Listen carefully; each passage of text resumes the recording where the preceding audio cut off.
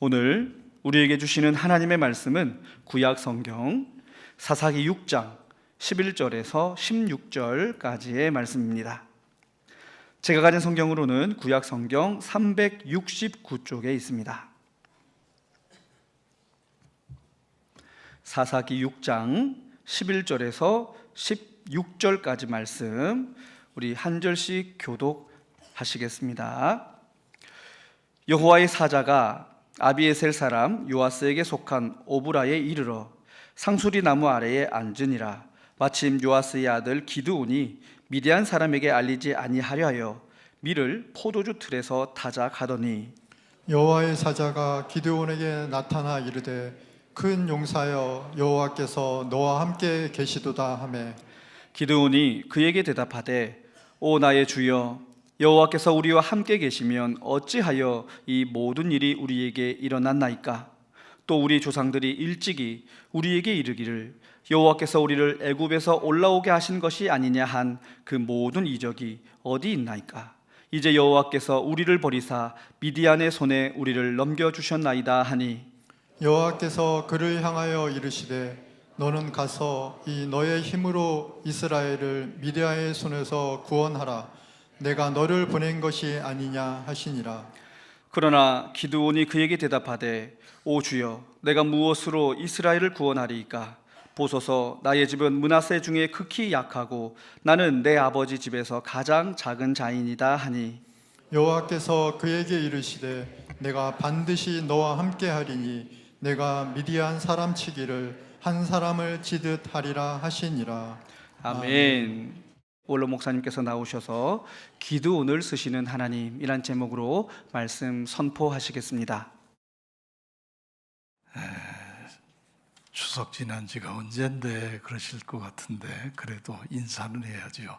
추석 명절 잘 지내셨습니까? 네. 서로도 인사하세요.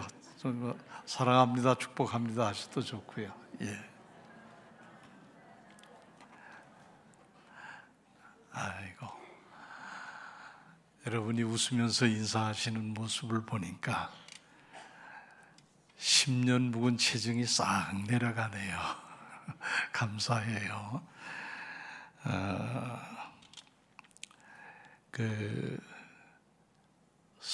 스티븐 코비 박사라고 계세요.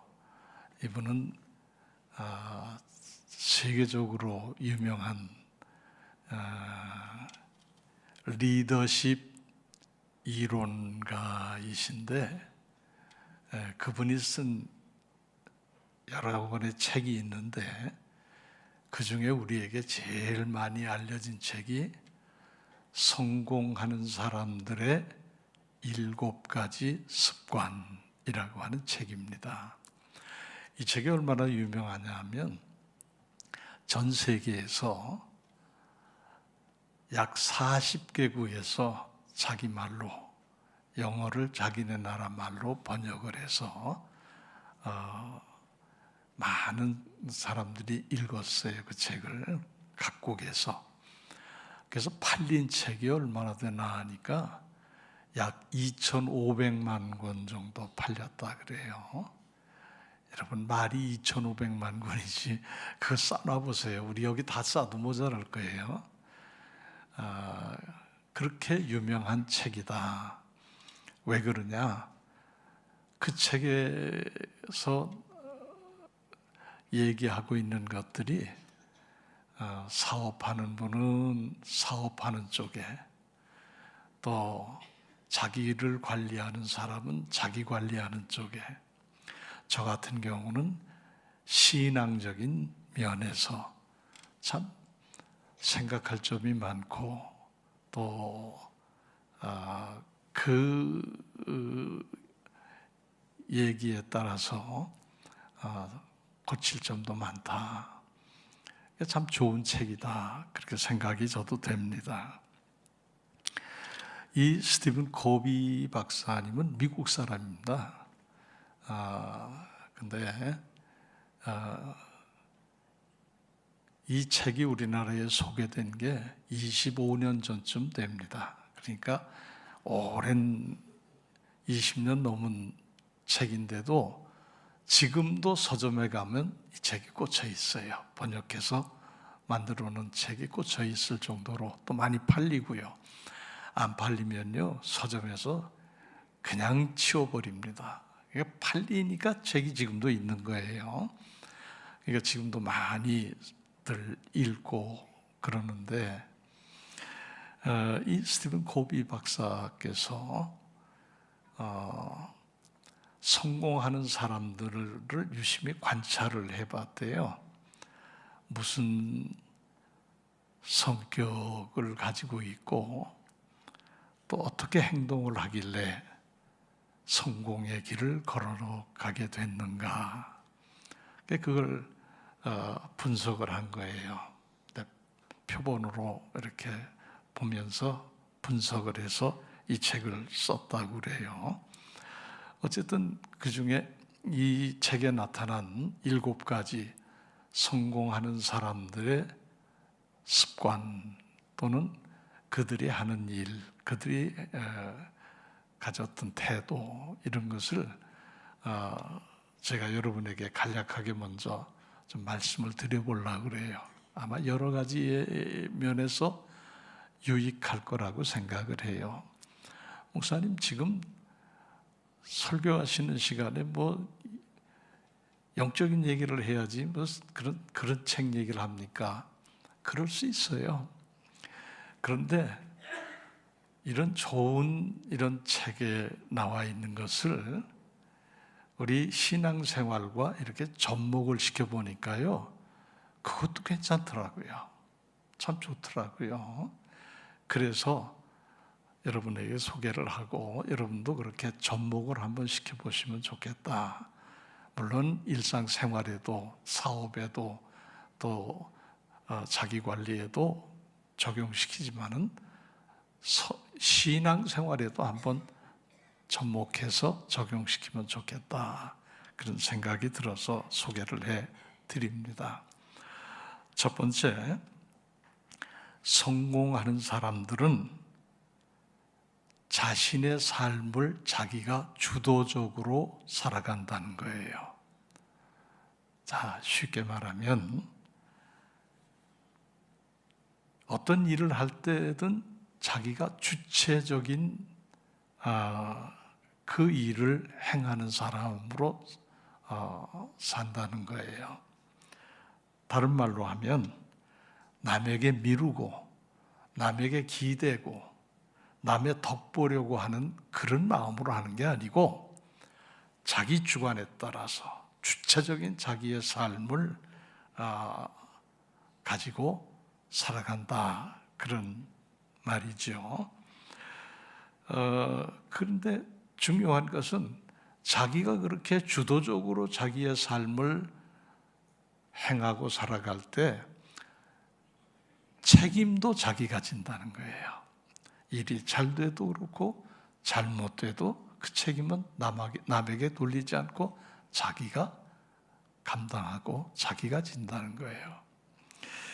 실패하는 사람은 그 반대예요.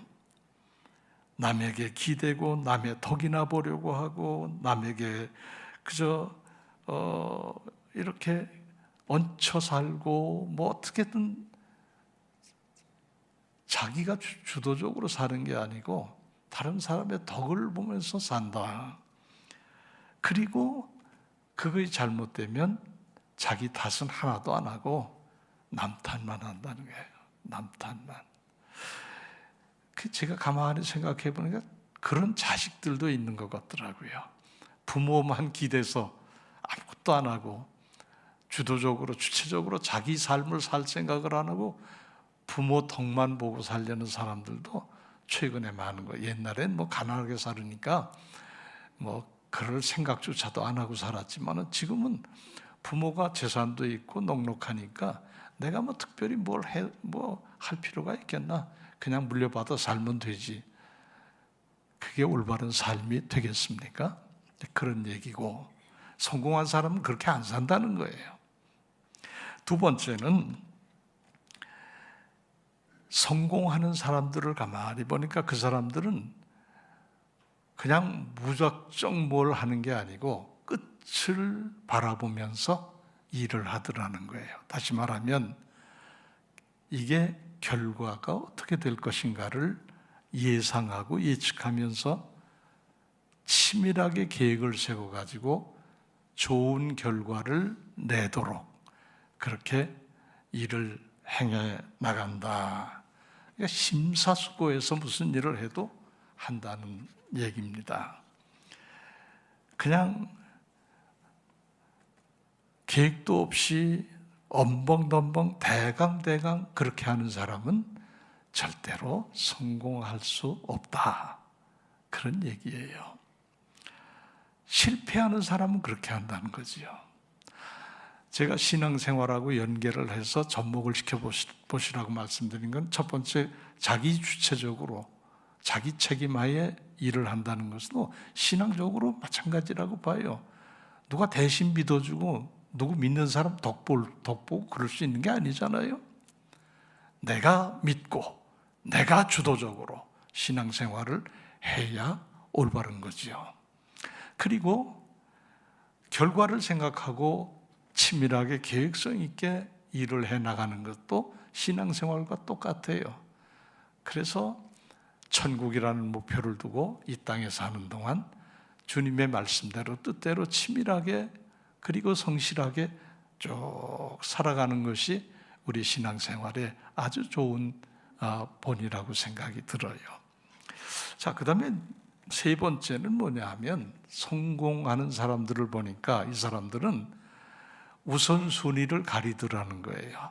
뭐가 먼저 해야 될 일이고 무엇이 나중에 해도 괜찮을 일인지, 어떤 게 소중한 일이고 어떤 게 그래도 조금 덜 소중한 일인지를 이렇게 가릴 줄 알고, 그래서 우선순위에 따라서 가장 귀한 것 먼저 한다는 거예요. 소중한 것 먼저 한다. 그러니까 다른 말로 하면 뒤죽박죽하게 그러지 않는다는 거지요. 딱 그 우선순위에 따라서 그렇게 한다는 겁니다. 주먹구구식으로 하지 않는다. 실패하는 사람들 보면 이 사람들은 대충대충 해요. 그래서 주먹구구식으로 해요. 그럼 실패하는 거예요. 우리가 신앙생활도 주먹구구식으로 하지 말고 기도를 해도 진심으로 하고 성경을 봐도 정말 진지하게 보고 주먹구구로 하지 말고 마음을 쏟아서 하는 것이 우리 신앙생활에 중요한 것이다 하는 거죠. 그 다음에 네 번째로 성공하는 사람들을 가만히 보니까 한문으로 하면 승승한다. 승, 이길 승자예요. 이기고 한다. 영어로 말하면 윈윈한다. 서로 이긴다 그 말이에요. 그러니까 성공하는 사람들을 가만히 보면 나만 이기려고 하지 않는다는 거야. 상대도 이기게 해주고 나도 이긴다는 거죠. 서로 상호간에 윈윈한다는 겁니다. 사람은요, 무슨 일을 하든지 다 이익을 원해요. 자기에게 이익되는 걸 원해요. 그죠? 여러분도 그렇잖아요. 조금만 손해된다고 생각해 보세요. 가만히 안 있어요. 보통 사람들이 다 그래요. 손해보는 일은 못 참아요. 그런데 성공하는 사람들은 상대를 손해를 입혀가면서까지 그렇게 안 한다는 거예요. 여러분 생각해보세요. 가게를 열었는데 누가 손해보고 막 물건 거저주다시피 줄 사람이 누가 있어요? 손님도 그걸 알아야 돼요. 무조건 싸게 살려고만 해서 원가로 주세요. 원가 이하로 깎아주세요. 그럼 성립이 안 돼요, 거래가. 그저 파는 사람은 이 정도 이익이면, 이익이 남으면 그저 팔만하다. 사는 사람도 파는 사람이 그래도 이익이 좀 남아야 팔지. 무조건 깎아달라고만 그러면 되겠나. 그래서 서로 거기서 어떤 그 합의점을 찾아가지고 서로 윈윈하는 거예요. 예를 들면 그렇다 그 말이에요. 저희가 이 교회 앞에 우리들 좀 괴롭게도 했던 주택이 하나 있었잖아요. 막 거기서 크게 불경 연불 틀어놓고 그런 적도 있는데, 그걸 우리가 사야 되는데, 제가 우리 팝시다 그랬더니 부르는 가격이 너무 비싸요. 그래서 그냥 내버려 뒀어요. 그러니까 이제 이분은 그렇게 하면 그 값을 받을 거라고 생각을 했던 거예요. 그냥 내버려 뒀어요. 한 1년 지나고 2년 가까이 됐는데 교회에서 살 생각을 하는 거예요. 다른 데는 팔 수도 없잖아요. 교회 앞에 그건 누가 사겠어요. 그러니까 교회에서는 살 생각도 없는 것처럼 보인 거죠. 그러니까 이제 자기 마음이 급해졌어요. 그래서 이제 제가 어느 정도 보고서 우리 여기 이현주 장로님 계신데, 장로님 좀 수고해 주시라고 그러고서 좀 가서 우리 팔 의향이 있으면 우리 한번 좀 서로 이렇게 얘기합시다. 그래서 제가 같이 요 앞에 그 식당이 있었는데 저쪽 길 옆에 그 식당으로 오시게 해가지고 제가 식사 대접을 해드렸어요. 뭐 전골인가 뭘 대접을 해드리면서 제가 그렇게 얘기했어요. 이걸 파실 마음이면 많이 받으시면 좋겠지만 우리에게도 이만하면 살만하다, 살 수 있다, 그런 가격이 돼야 되고, 우리도 무조건 깎자 그러지 않습니다. 이 정도면 그래서 섭섭지 않으실 것 같다, 그런 선에서 우리가 서로 거래를 하면 그저 서로 잘 되지 않겠는가. 그랬더니 그분이 이제 적당히 선을 얘기하시는데 그거 괜찮아요. 그래서 그 정도면 괜찮겠습니다. 그랬더니 그분도 괜찮다고.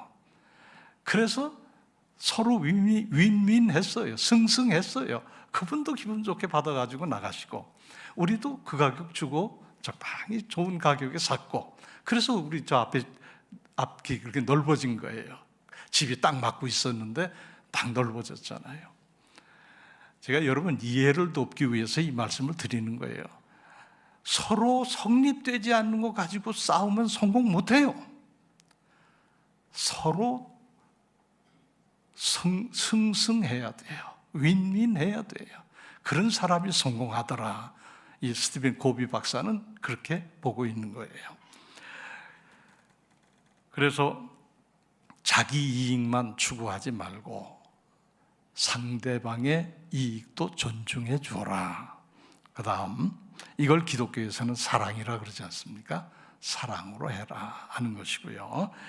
다섯 번째는 성공하는 사람들 보면 말만 앞세우지 않는다, 그 말이에요. 말보단 신뢰를 얻고 신의를 얻도록 행동하는 게 성공하는 사람들의 모습이었다, 그런 얘기예요. 여러분, 말이 많으면요 신뢰가 떨어져요. 그렇죠? 말 많고 말만 앞세우고 신뢰를 잃어버리면 실패합니다. 교회 다니는 것도 마찬가지예요. 말 많은 사람이 뭐 굉장한 것 같아도 그 믿음이 흔들흔들해요. 보면 신뢰, 나도 하나님을 믿지만 하나님도 나를 믿어주실 수 있어야 되잖아요. 하나님은 나를 못 믿겠다고 그러시는데 나만 뭐 주세요 하면 그 손이 뜨겁지 않겠어요? 하나님 보실 때 나도 믿을만해, 그렇게 믿음 생활을 우리가 해야 된다고요.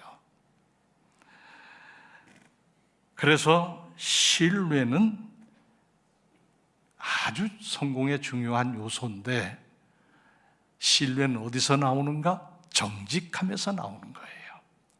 정직함을 잃어버리면 신뢰는 깨지는 거예요. 여러분 부부간에도 보세요. 믿을 수 없어 그러면 못 살아요. 못 믿는 남편하고 어떻게 살아요? 애들 때문에 지옥이지요. 그럼 못 사는 거예요. 내 남편은 어떻게 해도 나는 믿는다, 내 아내도 어떻게 해도 나는 믿는다. 서로 신뢰가 딱 쌓여져야 그 가정이 끝까지 행복한 거예요.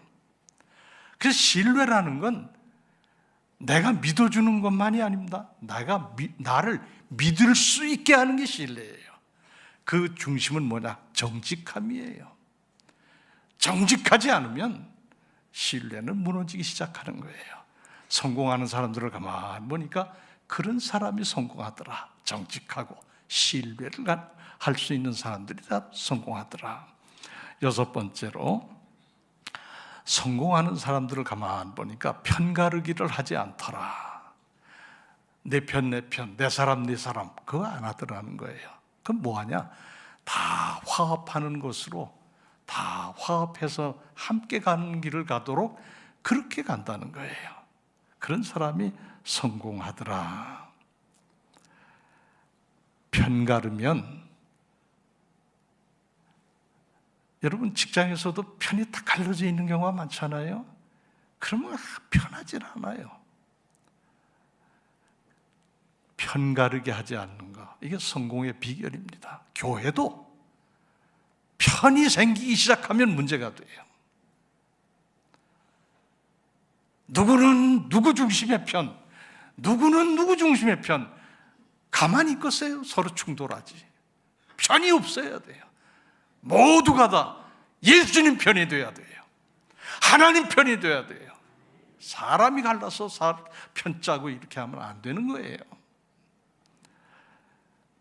이걸 잘못하고 그러면 교회는 시끄러워지고 분란이 나고 어려워져요. 우리 속담에 백지장도 맞들면 낫다. 그죠? 그렇게 가야지 찢어버리면 서로 못 쓰게 되는 거예요. 자, 백지장이 있어요.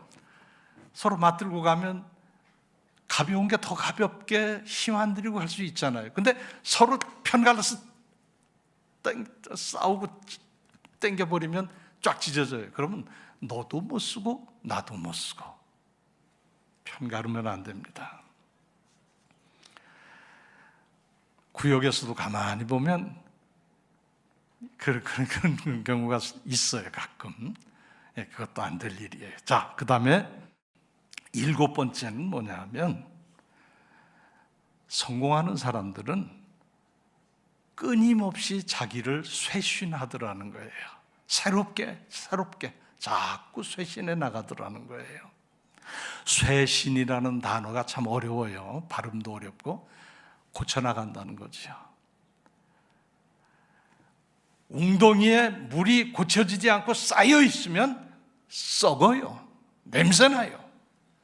그러나 새물이 들어와서 자꾸 이 물이 바뀌어지면, 고쳐지면 새로운 깨끗한 물이 흘러가게 되는 거지요. 자기 성찰입니다. 성공하는 사람들은 그래서 늘 자신을 돌아봐요. 자기를 성찰해요. 신앙생활도 마찬가지예요. 내가 지금 잘 믿고 있는가? 내가 지금 진정으로 주님을 사랑하며 살고 있는가? 내가 교회 생활을 헌신적으로 하고 있는가? 자꾸 자신을 성찰을 해봐야 돼요. 그래야 발전이 있지. 10년 전, 20년 전, 30년 전 믿음 그 모습 그대로 고인 웅덩이가 되고 마는 거예요. 자기를 성찰하고 내적인 성숙을 추구해 갈 때 성공한다. 여러분, 어느 길이든지요, 평탄한 길은 없습니다. 제가 지금까지 살아온 인생을 되돌아보면 별 고비를 다 넘기고 왔어요. 누구 다 그래요. 여러분도 나는 평탄하게만 지금까지 평탄대로만 걸어왔습니다 하는 분 계셔요? 없어요. 때로는 죽을 것처럼 고통도 받고 죽을 고비도 넘기고 그래가면서 인생 여기까지 오는 거 아니겠습니까? 여러분도 그렇게 왔잖아요. 아마 여러분 한 분 한 분에게 인생 자서전을 써십시오 그러면 나 책 여러 권 써야 돼요. 다 하시잖아요. 그 정도로 다 굴곡을 거쳐서 오는 거예요. 그런 평탄치 않은 길을 걸어가는 것이 인생인 것처럼 자기 사업도 마찬가지예요. 어떻게 잘 될 때만 있어요? 제가 신문에 보니까 이 주식에 투자했던 사람이 6만 원짜리가 4만 원으로 2만 원이 뚝 떨어졌대요. 복구될 희망도 없대요. 이거 어떡합니까 이거? 그래서 망하는 거잖아요.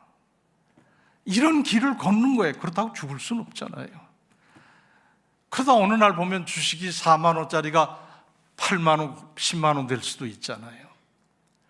이게 인생이라고요. 그래서 인생은 일의 일비, 좋다고 막 좋아, 어떤 때는 너무 힘들다고 또 그럴 필요 없다는 거예요. 담담하게 보고 일의 일비하지 말고 그냥 하나님 바라보고 가면 돼요. 그게 인생이에요. 성공하는 사람들은 그런 장애에 부딪히고 그런 장애물이 앞에 있고 그런 굴곡진 길을 걸어갈 때에도 항상 자기를 돌아본다는 거예요. 이게 성공의 비결입니다. 그래서 태산같이 가로막은 장애물 앞에서도 절망하지 않아요. 야, 내가 어떻게 이걸 넘어갈 수 있지?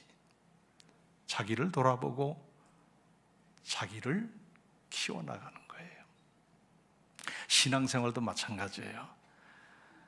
여러분, 교회 다니다 보면 별일을 다 만날 수 있잖아요. 끊임없이 자기를 돌아보면서 영적인 신앙심을 심어가는 사람은 괜찮아요. 괜찮아. 갈 수 있어. 할 수 있고. 그래서 7번째 이 스티븐 코비가 말하는 성공하는 사람들의 그 핵심은 뭐냐 하면 정신력과 신앙심이다. 이렇게 말해요. 끊임없이 자기를 돌아본다는 것은 자기를 되짚어서 정신력을 강하게 세워간다는 것이고, 신앙심으로 하나님의 도우심을 구하면서 간다는 거예요. 그건 다 내면에서 나오는 겁니다. 누가 도와줘서 되는 게 아니고 누가 뭐 끌고 가서 되는 게 아니에요. 내 내면 속에서 나오는 거예요. 제가 어느 책을 봤어요. 내면 생활과 영적 성장이라는 책인데 그거 보니까 그 고든 맥도날드라고 하는 목사님이 쓰신 책인데 거기 그런 얘기가 있더라고요. 우리 내면 속에는 싱크홀이 있다는 거예요. 싱크홀 아시죠? 엊그제 부산 비 막 많이 왔을 때 트럭 2대가 싱크홀 빠졌잖아요. 땅 푹 꺼져가지고 2대가 빠졌잖아요. 서울서도 차가 가다가 그냥 푹 빠졌잖아요. 그래서 밑에 싱크홀 빈 데가 있어서 그런 거예요.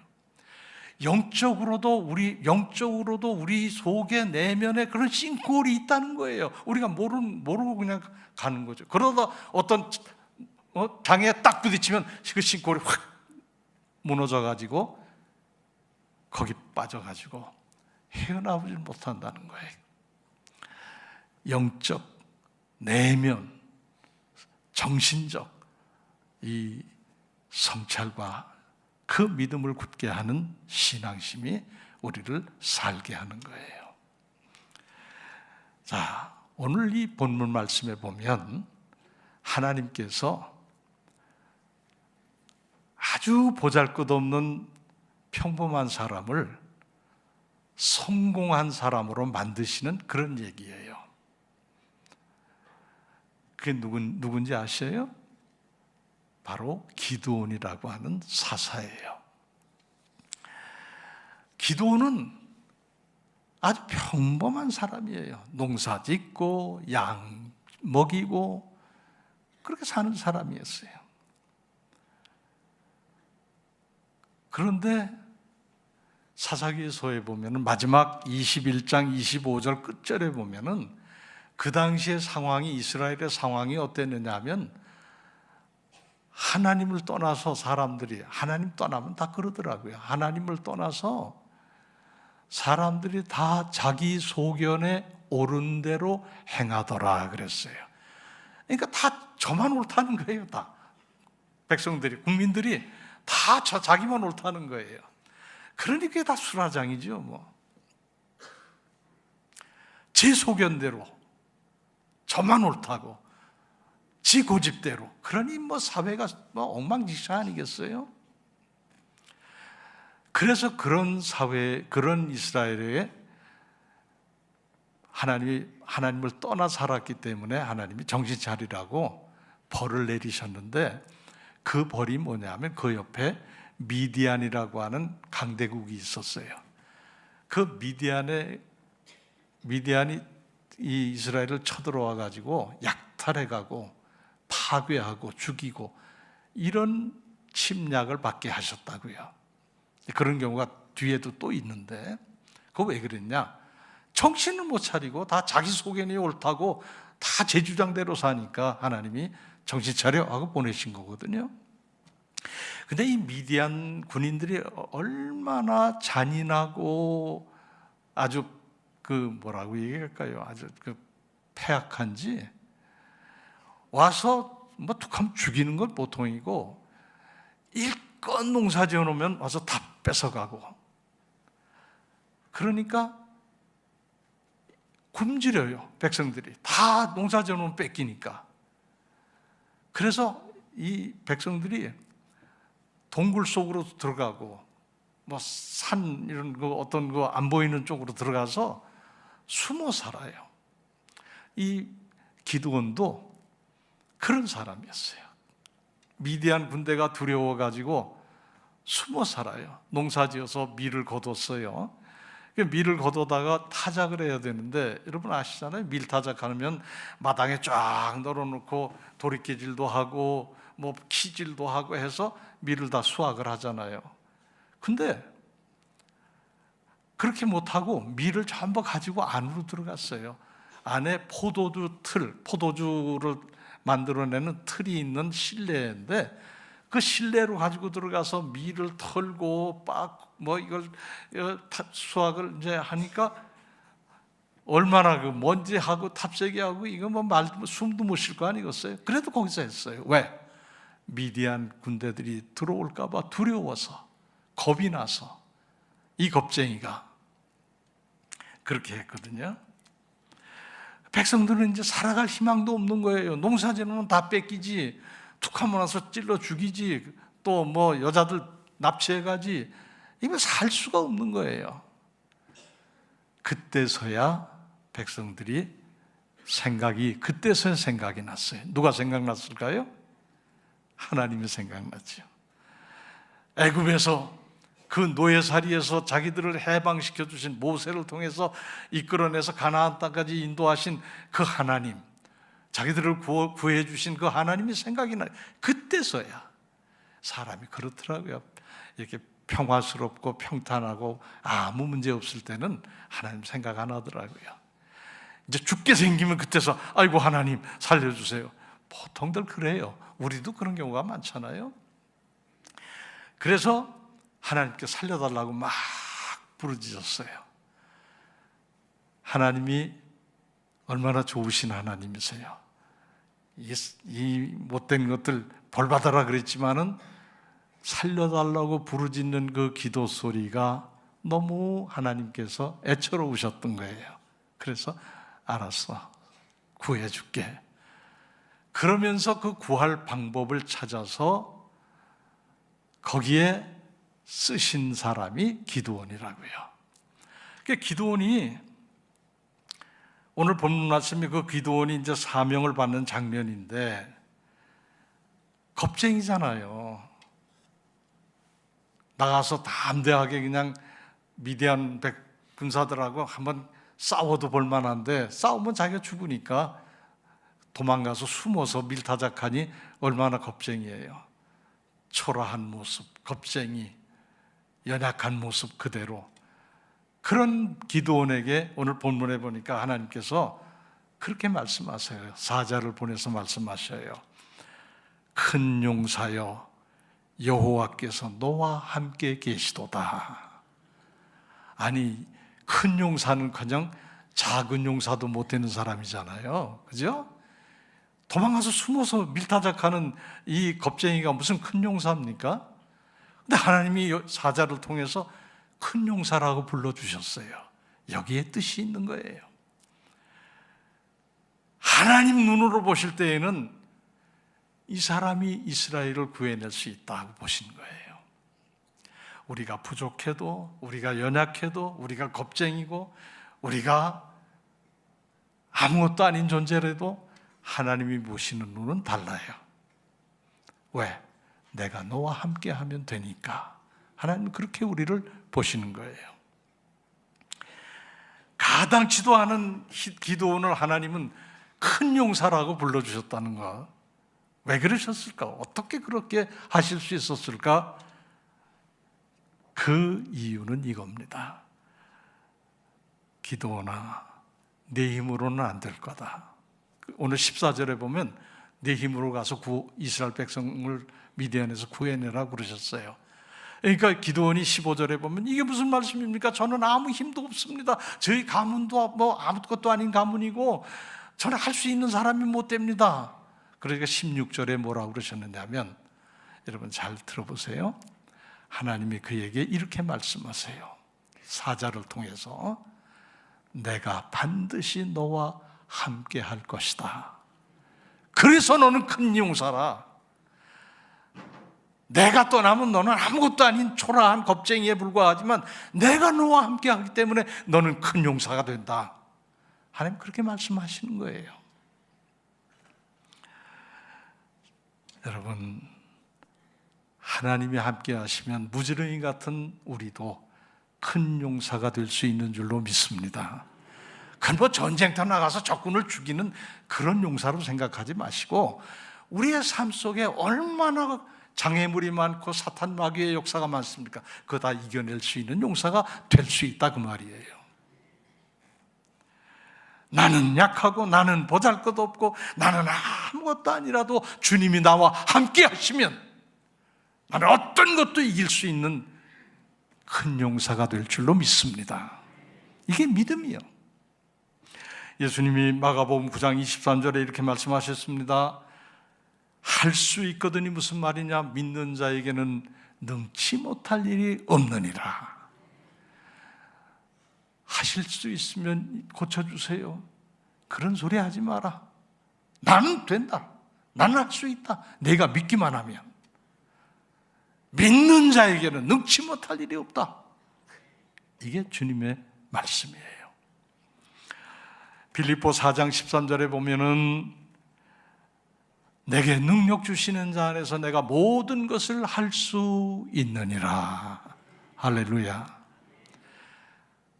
내가 할 수 있는 게 아닙니다. 내게 능력 주시는 자 안에서 할 수 있다는 겁니다. 능력을 누가 주셔요? 하나님이 주시죠. 여러분 다 하나님의 능력 받으시기를 바랍니다. 그래서 이사야 41장 10절에 말씀합니다. 두려워 말라. 내가 너와 함께 할 것이다. 놀라지 말라. 나는 내 하나님이 된다. 내가 너를 굳세게 하리라. 참으로 너를 도와주리라. 나의 의로운 오른손으로 너를 붙들어 줄 것이다. 여러분, 신구약 성경 66권은 다 하나님의 약속입니다. 하나님이 구원자를 보내주시겠다고 약속하셨고, 그래서 오신 분이 예수님이시고 우리의 구세주 예수님이시고, 그 예수님이 하늘나라 승천하셔서 하늘나라 하나님 보좌 우편에 가셨지만은 때가 되면 다시 오셔서 이 땅에 모든 악한 권세를 다 물리치고 새하늘과 새 땅으로 만들어 주신다. 너희 눈에 눈물을 씻겨주시고 너희 고통 아픔을 다 없애주시고 새하늘과 새 땅, 생명수의 강이 흐르는 새하늘과 새 땅을 만들어 주시겠다. 약속입니다. 약속. 우린 그 약속을 지금 믿고 바라보고 있는 거예요. 주님이 오시는 날 우리 앞에는 생명수의 강이 흐를 것이고 우리 눈에 눈물이 닦여질 것이고 하나님이 친히 닦아주신다고 그랬어요. 아픔과 죽음과 고통도 없어질 것이라고 그러셨어요. 그 새하늘과 새 땅을 우리는 기다리고 있는 사람들이에요. 그 약속을 믿고 주님이 이렇게 한다 약속하셨으면 그렇게 될 줄로 믿습니다. 내가 너와 함께 하리라 그렇게 하실 줄로 믿습니다. 이게 우리 믿음이요. 그래서 신약이고 구약인 겁니다. 약국에 뭐 약국의 약이 아니고 약속, 구약, 옛날 약속, 메시아 구원자 보내주신다는 약속이고, 신약 새로운 약속, 예수님 다시 재림해서 이 땅에 오실 것이라는 약속이고, 성경 66권은 다 약속이에요. 내가 너를 축복한다는 것도 약속이고, 내가 너와 함께 하겠다 하시는 것도 약속이고, 내가 너를 건져주겠다고 하신 것도 약속이고, 약속대로 이루어질 줄로 믿습니다. 한번 따라서 하실까요? 내가 너를 사랑한다. 내가 너와 함께 할 것이다. 내가 너를 축복하리라. 내가 네게 평안을 주리라. 아멘. 이게 약속이라고요. 약속. 앞에다 반드시를 넣어서 다시 한번 해볼까요? 반드시 내가 너를 사랑한다.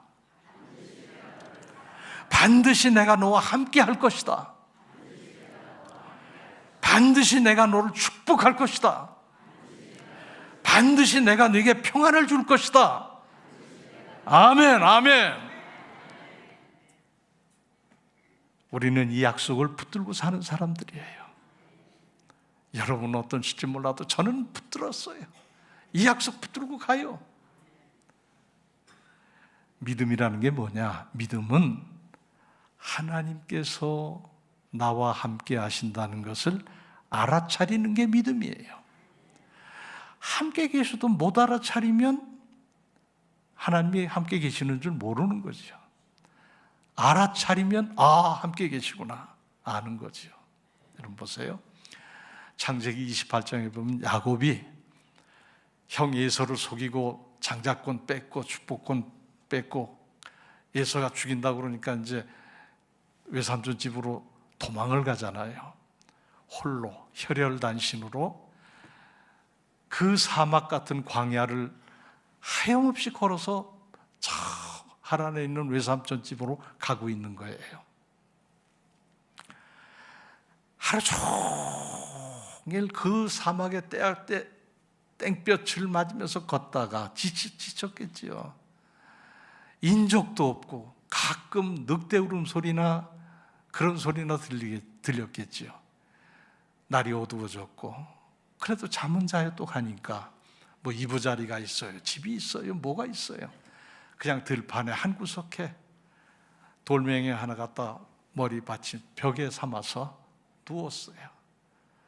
누워서 하늘 별들을 쳐다보니까 야곱에게 무슨 생각이 들었을까요? 하나님이 계시긴 한 거야. 내가 이렇게 죽도록 고생하면서 가는데 하나님 아무 흔적이 없잖아. 뭐 이런 생각도 했겠지요. 이건 제 생각이에요. 성경에 그런 말 없어요. 어쨌든 하염없이 외로움에서 하나님에 대한 믿음도 확실하게 못 가지고 그냥 형 무서워서 외삼촌 집으로 도망가는 도망자의 신세만 한탄하고 있었을 거예요. 잠결인지 꿈결인지, 성경에는 꿈속에서 그랬다고 그랬는데 제가 볼 땐 잠결, 꿈결에 그랬던 것 같아요. 갑자기 하늘에서 사닥다리가 내려왔어요. 그래서 보니까 천사들이 사닥다리 꼭대기에서 오르락 내리락 하는 게 보였어요. 그때 번쩍 정신이 들어서 야곱이 이런 말을 합니다. 창세기 28장 16절에 보면 야곱이 잠이 깨어 이르되 여호와께서 하나님께서 여기 계시거늘 지금까지 내가 알지 못했구나. 그때서야 하나님이 계시다는 거, 거기 계시고 같이 계시다는 걸 그때서야 알아차렸다는 거예요. 왜 하나님이 그때만 나타나셨겠어요? 쭉 야곱하고 같이 동행해서 오셨겠지요. 야곱의 영이 열리지 않아가지고 영이 무뎌져서 그걸 알아차리지 못했을 뿐이지 하나님이 뭐 그냥 외면하고 딴 데 가 계시다 나타나셨겠어요? 그거 아니에요. 하나님이 처음부터 야곱과 동행해서 여기까지 같이 오셨는데 야곱이 몰랐던 거예요. 알아차리지 못했던 거예요. 그때 하나님께서 사닥다리와 천사를 보여주시니까 비로소 하나님이 여기 계신데 내가 지금까지 모르고 왔구나. 야곱이 가슴을 치면서 자기 생각이 잘못됐음을 고백하고 있어요. 여러분, 그 사닥다리도요, 가만히 보세요. 하늘로부터 내려왔어요. 사람이 땅에서부터 올려놓은 게 아니에요. 사람은 그렇게 할 수가 없어요. 하나님의 은총입니다. 하나님이 내려주셔야 사닥다리 타고 올라갈 수 있는 거예요. 천사가 오르락내리락 가는 거는 뭘 얘기하는지 아세요? 천사가 도와준다는 거예요. 너는 혼자지만 천사가 너와 도와주면서 갈 것이다. 걱정하지 말아라. 그 얘기는 뭐예요? 하나님께서 내가 함께 가마 걱정하지 말아라.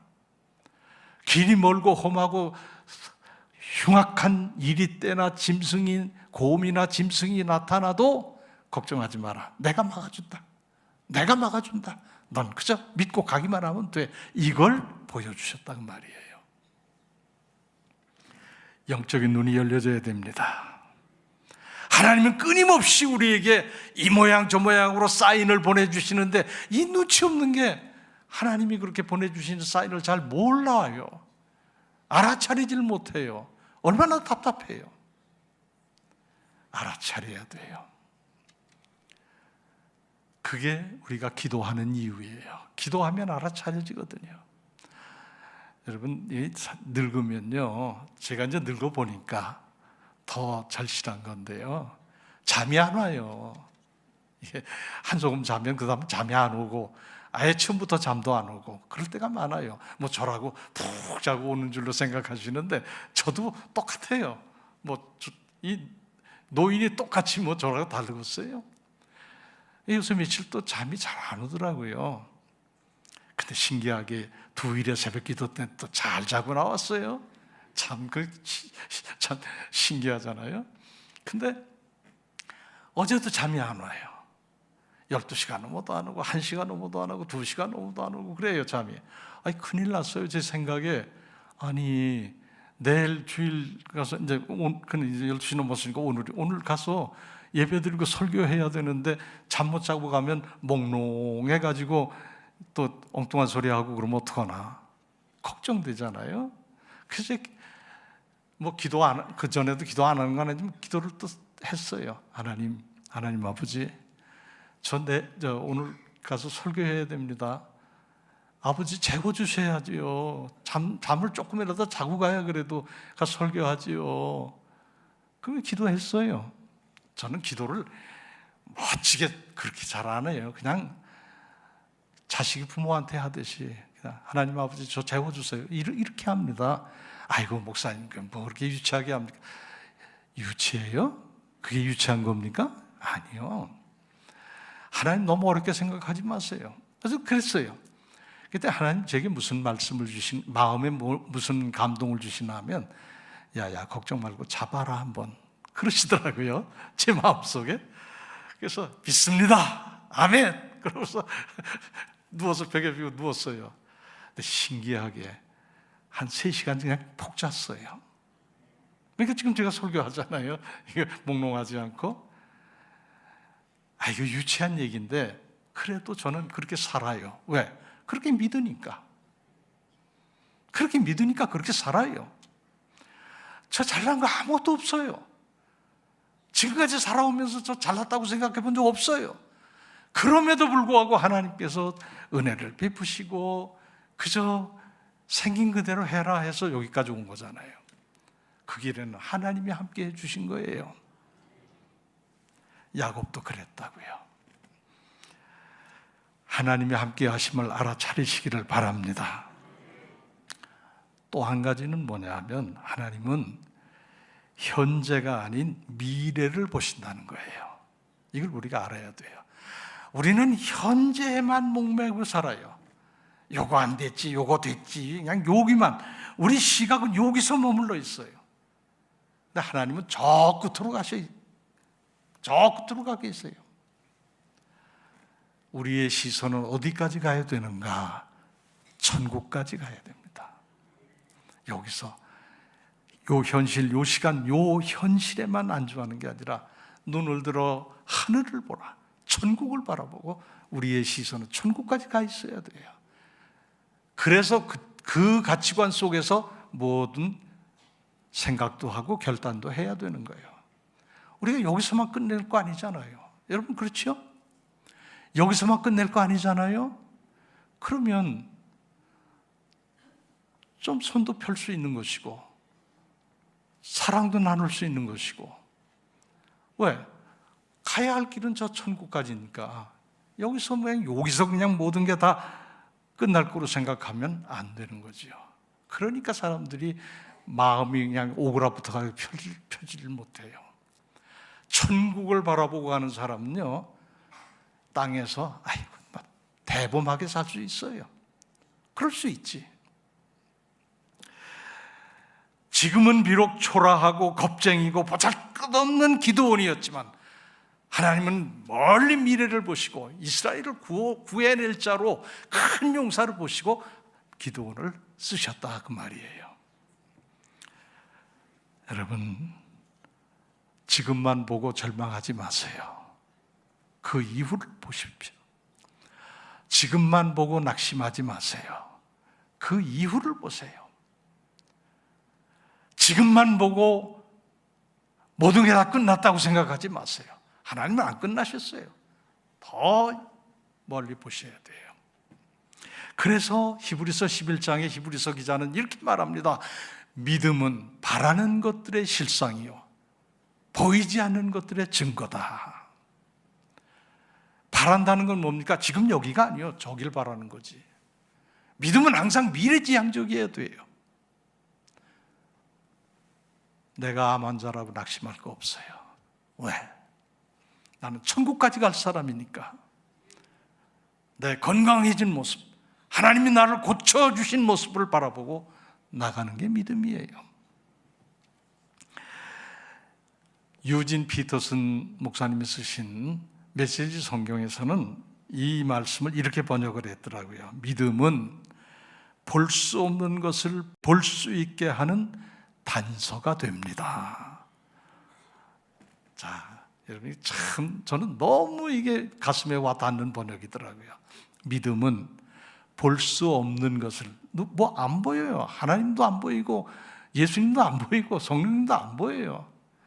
그러나 그것을 볼 수 있게 하는 단서가 믿음이다 그 말이에요. 자, 단서라는 게 무슨 말인지 아세요? 이건 수사 용어로도 많이 쓰잖아요. 사건의 단서를 찾았다. 실마리를 해결할 수 있는 실마리를 찾았다는 거잖아요. 단서는 그거예요. 믿음이 단서예요. 믿음이 있을 때 천국도 보이는 거예요. 믿음이 있을 때 눈에 안 보이던 하나님도 보이는 거예요. 욥이 그랬잖아요. 욥이 지금은 이제 내가 눈으로 배움나이다. 전에는 뵙지 못했지만 마음으로만 생각으로만 했었지만 지금은 눈으로 뵙습니다. 믿음의 단서를 욥이 가졌던 거예요. 여러분, 아이고 나는 믿음이 없어요. 교회를 다녀도 믿음이 없어요. 그러면 혹시 지금 제가 얘기하는데 제가 그래요 하는 분 한번 손 들어보세요. 됐어요. 내리세요. 자, 단서를 제가 제공할게요. 여러분 여기 나와서 예배 드리고 있는 이게 단서입니다. 이게 믿음이요. 믿음 없는 사람 누가 여기 와서 이러고 앉아 있겠어요? 누가 여기 와서 하나님을 부르고 하나님을 향해서 찬양을 드리고 기도를 하고 누가 그러겠어요? 여러분 다 믿음을 가졌기 때문에 이렇게 예배 드리고 있는 거예요. 믿음 없다 소리 하지 마세요. 아시겠습니까? 아멘 아멘. 다 믿음이 있으신 겁니다. 믿음 없으면 이 자리에 앉아있지를 않는다니까요. 믿음이 그래서 단서가 되는 거예요. 단서. 믿음으로 보아야 볼 수 있는 겁니다. 조금만 더 얘기하고 마치겠습니다. 제가 대학 다닐 때 전국 대학 연합으로 어떤 대회를 한 적이 있어요. 제가 그걸 말씀드리긴 좀 그래서 그냥 이렇게 두리뭉실 말씀드릴게요. 거기에 제가 제 모교 제 학교의 대표로 나갔어요. 그래서 제가 열심히 했어요. 그랬더니 저한테 상을 주시더라고요. 그 상을 보니까 대학 총장상인데 그 총장님이 정대위 총장이라는 분이었어요. 건국대학교 총장님이셨어요. 건국대학에서 주최를 했던 행사였던 것 같아요. 하도 오래돼서 이제 좀 잊어버렸지만 그분이 목사님이에요. 목사님이고 한신대학교 총장도 하셨고 건국대학교 총장도 하셨어요. 그 상을 제가 받았어요. 뭐 지금 다 돌아가셔서 옛날 분이지 뭐 안 계시지만 은근히 제 자랑을 해서 미안해요. 상 받았어요. 저도 그렇게 상 받은 적이 있다고요. 자, 어쨌든 그랬어요. 근데 그 정대희 목사님의 어렸을 때 얘기입니다. 그게 일제시대 때거든요. 중학교 다닐 때라고 그러니까요. 그때 친구들하고 식당에 들어가서 식사를 이렇게 밥을 사 먹었대요. 근데 그 옆에 누가 있었는가 하면 도산 안창호 선생님께서 그 옆에 계셨대요. 아시죠? 안창호 선생님 아시죠? 도산 선생님이 거기 계셨대요. 그 이제 밥 먹는 걸 이렇게 쳐다보시더니 그 안창호 선생님이 물어보셨대요. 너희들 장착 나중에 커서 뭐가 되고 싶으냐 하고 물으셨대요. 그러면서 일일이 다 이제 이렇게 물어보시니까 어떤 사람은, 어떤 학생은 나는 앞으로 열심히 공부해서 대학 교수가 되겠습니다. 어떤 학생은 나는 과학을 열심히 공부해가지고 훌륭한 과학자가 되겠습니다. 그래서 저마다 그 중국집에 짜장면 먹으면서 하는 얘기였다고 그러거든요.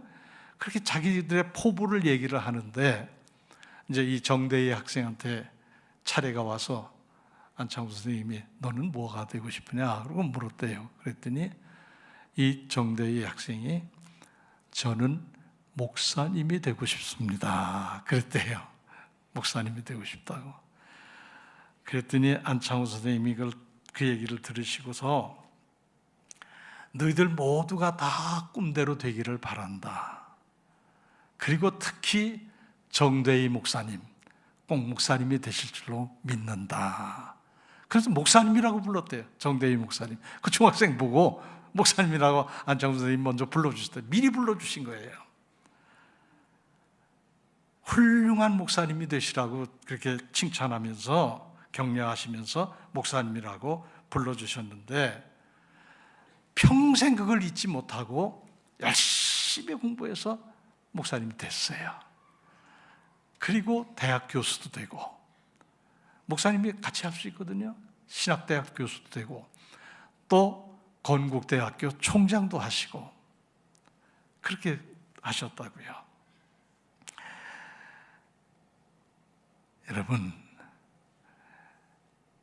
주위에 우리 보는 눈도 있어야 돼요. 우리 어린이들, 학생들 또 청년들한테 도산 안창호 선생님처럼 격려하시기를 바랍니다. 잘 될 거야. 격려하셔야 돼요.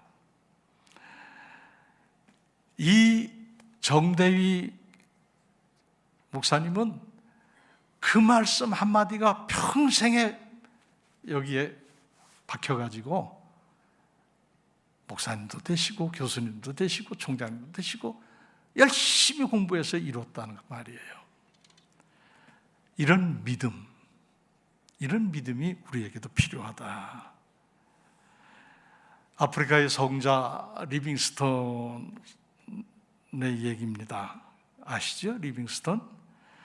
그는 83세 때 아프리카에서 영국으로 가가지고 영국의 글라스고우라는 데가 있는데 그 글라스고우 대학이 모교입니다. 그 모교에 가서 강연을 하게 되셨어요.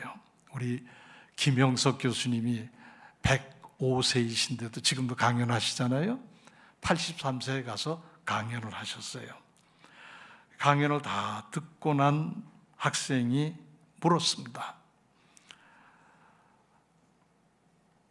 선교사님은 어떻게 그렇게 혹독한 아프리카 그 지역에서, 땅에서 그런 어려움들을 이겨내고 선교사로 그렇게 일을 하실 수가 있었습니까? 그 비결이 뭡니까? 그러고 물었어요. 궁금하지요? 리빙스턴이 이렇게 대답을 했어요. 나는 주님께서 주신 두 마디 약속을 믿고 했다. 내 성공의 비결이라면 이 두 마디 말씀이다. 그러면서 요한복음 14장 18절, 너희를 고아와 같이 버려두지 않을 것이다. 어디를 가든지 무엇을 하든지 주님은 나를 고아처럼 내버려두지 않으신다고 하셨다. 난 그 말씀을 믿었다. 난 어디 가도 아프리카의 오지에 그 낯선 환경에 들어가도 나는 혼자가 아니야. 고아처럼 버려두지 아니하시고 함께 계시는 주님이 계시잖아. 그래서 하셨다는 거예요. 또 하나는 마태복음 28장 20절, 우리도 잘 아는 말씀이지요. 세상 끝날까지 너희와 항상 함께 있으리라. 이 말씀 붙잡고 주님의 일을 감당해 놓으라고 학생들에게 말해 주었어요. 저도 감동이에요. 너희를 고아처럼 버려두지 않을 것이다. 나는 고아 아닙니다. 여러분이 어디에 가도 여러분 고아 아니에요. 왜? 나를 고아처럼 버려두지 않으실 주님이 계시니까요. 세상 끝날까지 너희와 항상 함께 있으리라. 얼마나 든든해요. 얼마나 감사해요. 이제 말씀을 마칩니다. 우리는 기드온처럼 별거 아닌 사람들이지만 하나님이 함께 하시고 하나님이 능력 주시고 하나님이 쓰시면 기드온처럼 나라도 구할 수 있는 능력의 사람이 될 줄로 믿습니다. 한번 따라서 하십시다. 그러면 나의 미래도 잘 될 것이다. 그러면 우리 교회의 미래도 잘 될 것이다. 할렐루야. 하나님께 영광. 기도하십시다. 하나님 아버지 감사합니다. 비록 겁 많고 아무것도 아닌 초라한 기드온이었지만은 하나님께서 큰 용사라고 불러주시고 그 큰 일을 맡기셔서 기드온의 힘이 아니라 하나님의 힘으로, 하나님의 능력으로 이스라엘을 구해내는 역사를 이룬 것처럼 우리에게도 함께 해주셔서 놀라운 역사를 보게 하여 주시옵소서. 우리는 결코 약자가 아닙니다. 우리는 결코 초라한 사람이 아닙니다. 고아처럼 버려두지 아니하시고 세상 끝날까지 함께 하시겠다고 하신 주님이 계시기 때문에 우리는 어떤 일에도 승리할 줄로 믿습니다. 주님 늘 함께하여 주옵소서. 예수님의 이름으로 기도합니다. 아멘.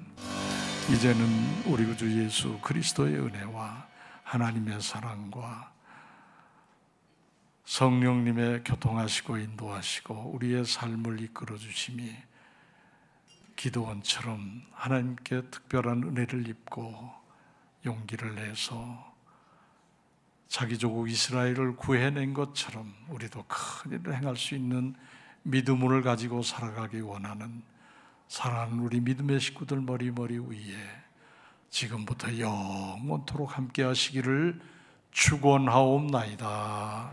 아멘.